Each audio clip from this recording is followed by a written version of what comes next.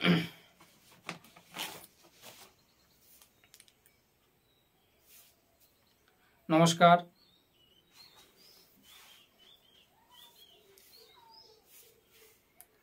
নমস্কার, প্রান্তিক গাইডে সবাইকে শুভেচ্ছা অভিনন্দন।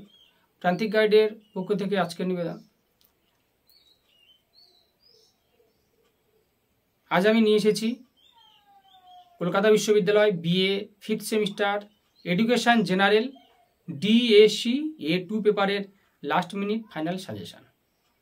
এই পেপারের আগে একটা পার্ট 1 দিয়েছি, সেই সাজেশানটা তোমরা ফলো করবে। সেই সাজেশানটা কিন্তু ডিটেলস বলা রয়েছে, সমস্ত কোশ্চেনগুলো দেওয়া রয়েছে। বিশেষ করে যারা ভালো রেজাল্ট করতে চাও তাদের জন্য ওই সাজেশানটা কিন্তু খুব এসেনশিয়াল অ্যান্ড ইম্পর্টেন্ট। যাদের 20 পেলে পাস, যাদের পাস করলে চলে যাবে, যাদের কোনো রকমে 20 পেলে হবে, তারা কিন্তু এই লাস্ট মিনিট আজকের আমি দিয়ে দিচ্ছি। কোশ্চেনগুলো স্টার মেরে কমিয়ে দিচ্ছি।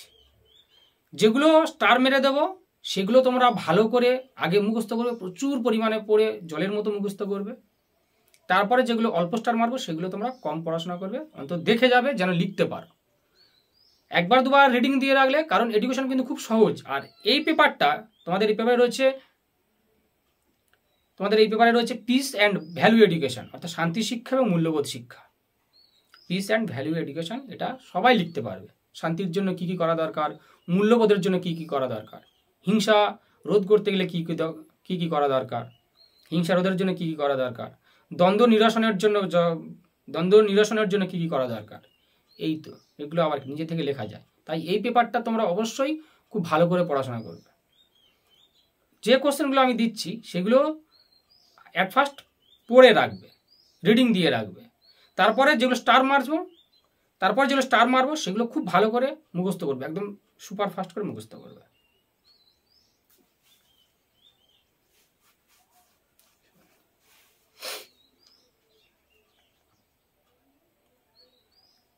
পূর্বের পরীক্ষাগুলো তোমাদের খুব ভালো হয়েছে আশা করছি, সমস্ত কমন পেয়েছো। তাই এই পরীক্ষাটাও তোমাদের খুব ভালো হবে, সব থেকে ভালো হবে এই পরীক্ষাটা। কারণ পিস অ্যান্ড ভ্যালু এডুকেশন খুব সহজ পেপার, এবং সমস্ত কোশ্চেন আমি যেগুলো বলছি সেগুলো অবশ্যই তোমরা কমন পাবে।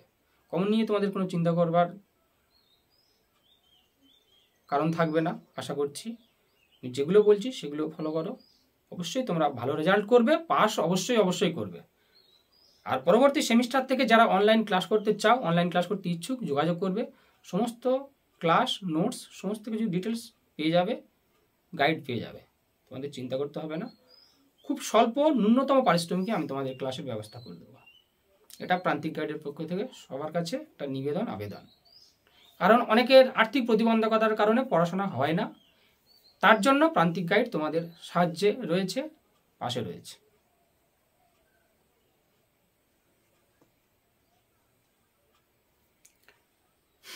আর এই পেপারে শর্ট কোশ্চেনটা কিন্তু খুব গুরুত্বপূর্ণ। শর্ট কোশ্চেনটা তোমরা ভালো করে পড়াশোনা করবে। শর্ট কোশ্চেন যদি তোমাদের খুব ভালো করে তোলা থাকে, পড়া থাকে, অবশ্যই তোমরা ভালো রেজাল্ট করবে। শর্ট কোশ্চেনগুলো খুব ভালো করে মুখস্থ করবে। তারপরে 10 আর 5-এর নোটসগুলো পাস করতে গেলে 20 পেলে পাস, ফেল করাও সব থেকে কঠিন। ভালো রেজাল্ট করা যেমন কঠিন, ফেল করাও তেমন কঠিন।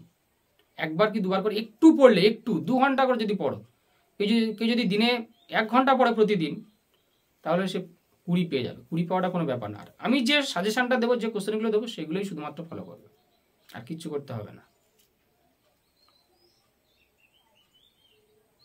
লিখে নাও তাহলে। আর যারা নতুন,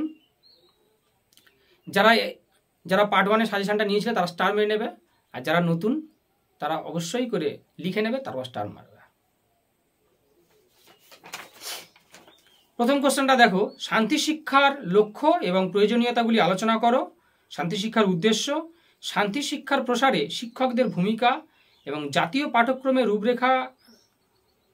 পাঠ্যক্রমের রূপরেখার আঙ্গিকে শান্তি শিক্ষা এবং শান্তি শিক্ষার বাধা।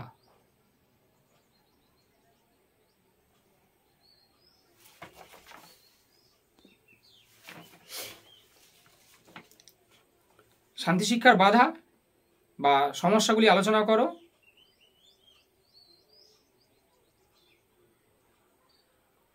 এবং শান্তি প্রতিষ্ঠার জন্য শিক্ষা কিভাবে হিংসার মোকাবিলা করে। এবং পরের প্রশ্ন, শান্তি প্রতিষ্ঠার জন্য শিক্ষা কিভাবে হিংসার মোকাবিলা করে অহিংসা প্রতিষ্ঠা করতে পারে তা ব্যাখ্যা করো। শান্তি প্রতিষ্ঠার জন্য শিক্ষা কিভাবে হিংসার মোকাবিলা করে অহিংসা প্রতিষ্ঠা করতে পারে তা ব্যাখ্যা করো। এই কোশ্চেন। পরবর্তী কোশ্চেনটা লেখো, অহিংসা সম্পর্কে গান্ধীজির নীতিগুলি আলোচনা করো। শান্তি শিক্ষার প্রসারে শিক্ষা প্রতিষ্ঠানের ভূমিকা কী এবং শান্তি প্রতিষ্ঠার জন্য কিভাবে অহিংসার মোকাবিলা করে অহিংসা প্রতিষ্ঠা করতে পারে।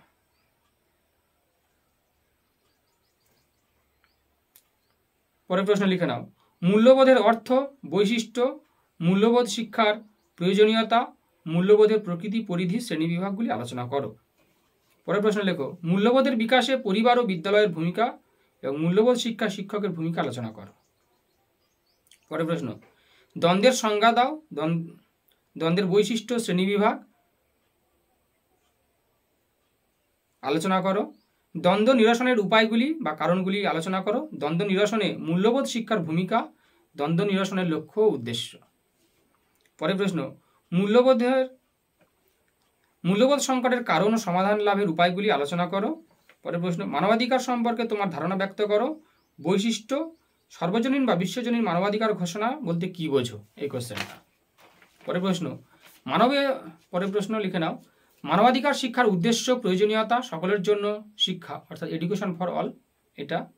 আর মানবাধিকার শিক্ষার জন্য জাতিসংঘের সিদ্ধান্ত 1995 থেকে 2004 এবং শিশুর অবৈতনিক ও বাধ্যতামূলক শিক্ষার অধিকার আইন RTEA, right of children to free and compulsory education act 2009 এইটা।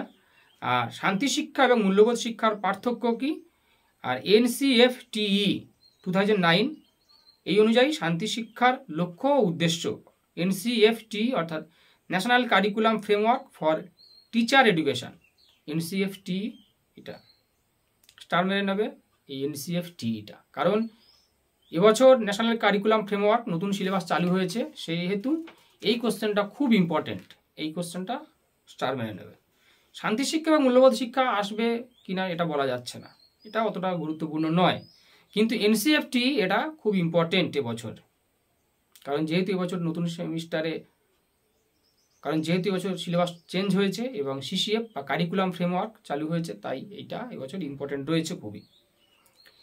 এবার বেশি করে স্টার মেরে নেবে আর সেগুলো হচ্ছে শান্তি শিক্ষার উদ্দেশ্য, প্রয়োজনীয়তা, লক্ষ্য, উদ্দেশ্য, প্রয়োজনীয়তা শান্তি শিক্ষার, এটা খুব বেশি স্টার মারবে। শান্তি শিক্ষার বাধা বা সমস্যা, এটা বেশি স্টার মারবে। আর শান্তি প্রতিষ্ঠার জন্য শিক্ষা কিভাবে হিংসার মোকাবিলা করে অহিংসা প্রতিষ্ঠা করতে পারে এটা। আর গান্ধীজির নীতিগুলি আলোচনা করো অহিংসা সম্পর্কে গান্ধীজির নীতিগুলি আলোচনা করো, এটাও বেশি স্টার মারবে। আর একটা স্টার মারবে খুব বেশি করে, মূল্যবোধের বিকাশে পরিবার ও বিদ্যালয়ের ভূমিকা এবং শিক্ষকের ভূমিকা।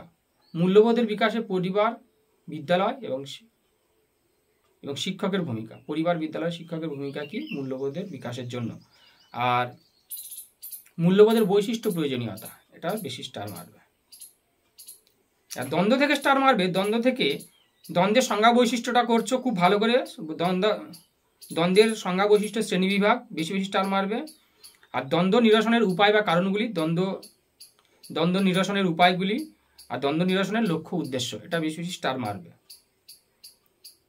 আর মূল্যবোধের সংকট সমাধান লাভের, এটা খুব অল্প স্টার মারবে। বেশি স্টার মারবে সার্বজনীন মানবাধিকার ঘোষণা, সার্বজনীন বা বিশ্বজনীন মানবাধিকার ঘোষণা, এটা বেশি স্টার মারবে। আর এডুকেশন ফর অল এটা মোটামুটি স্টার মারবে। মানবাধিকার শিক্ষার জন্য জাতিসংঘের সিদ্ধান্ত, এটাও মোটামুটি স্টার মারবে। তাহলে সব থেকে বেশি স্টার মারছো কোনগুলো, আবার রিপিট করছি আমি, NCFTE বেশি করে স্টার মারবে। আর শান্তি শিক্ষার লক্ষ্য, উদ্দেশ্য, প্রয়োজনীয়তা, শান্তি প্রতিষ্ঠার জন্য শিক্ষা কিভাবে হিংসার মোকাবিলা করে শান্তি বা অহিংসা প্রতিষ্ঠা করতে পারে। গান্ধীজির নীতি, অহিংসা সম্পর্কে গান্ধীজির নীতি। মূল্যবোধের বিকাশে পরিবার, বিদ্যালয়, শিক্ষকের ভূমিকা। দ্বন্দ্বের সংজ্ঞা, বৈশিষ্ট্য, শ্রেণীবিভাগ, লক্ষ্য, উদ্দেশ্য, দ্বন্দ্ব নিরসনের উপায়, বেশি স্টার মারো। সার্বজনীন ঘোষণাপত্র, এই দ্বন্দ্ব থেকে এই লক্ষ্য, উদ্দেশ্য, প্রয়োজনীয়তা, দ্বন্দ্ব নিরসনের উপায় শিওর আসবার সম্ভাবনা প্রবল। সর্বজনীন ঘোষণাপত্র অর্থাৎ